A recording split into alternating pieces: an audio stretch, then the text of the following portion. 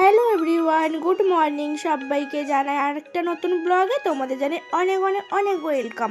তো সকালবেলায় স্নান করে চলে এসেছি। এখন আমি ফ্রেশ হয়ে গেছি পুরো। তো আগে থেকেই চুলে চিরুনি করা ছিল, তো আমি এখন শুধু একটু হালকা করে সাইড থেকে স্নান করার আগে আমি ভালো করে চুলটা আঁচড়ে গেছিলাম, তাই জন্য চুলগুলো আর আঁচড়ানোর দরকার নেই, তাই জন্য হালকা হালকা করে চিরুনি দিয়ে আঁচড়ে নিচ্ছিলাম। তো তারপরে আমি লিকুইড সিঁদুরটা আজকে পরলাম, যেহেতু গুঁড়ো সিঁদুরটা সবসময় পরা হয় আর চুলকায়, তাই জন্য। আর আমি কি ব্র্যান্ডের সিঁদুর পরি তোমাদের সাথে সেটাই দেখালাম। আমি পরি খুকুমনির ব্রাউন শেডের লিকুইড সিঁদুরটা পরি। তো তারপর আমি পুজো করে নিয়েছি। ঠাকুরের সামান্য আজকে কিছু তেমন বাড়িতে ছিল না, তাই জন্য শুধুই বাতাসা দিয়ে আমি পুজো দিয়েছি। তারপরে আমার কাপড় চোপড়গুলো যেগুলো ছিল, তো সেগুলো আমি শুকোতে গেছি ছাদে। আর আমার এই শাড়িটা আমি কেচে রেখেছিলাম, তো শুকানো হয়নি, তাই জন্য এখন চলে এসেছি ছাদে শুকাবো বলে।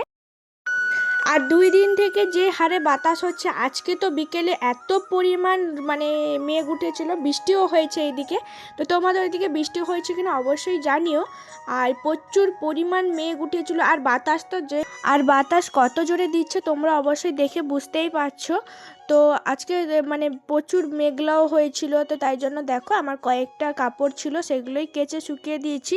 আর সব জিনিসপত্রগুলো উঠিয়ে নিয়ে যেতে হবে, কারণ বৃষ্টি যদি হয় তাহলে ভিজে যাবে। তো চিরুনিগুলো ধুয়ে নিয়েছি, কালকে মাথা ধুয়েছিলাম, তো কালকে ধোয়া হয়নি, আজকে ধুয়ে রেখে দিয়েছি।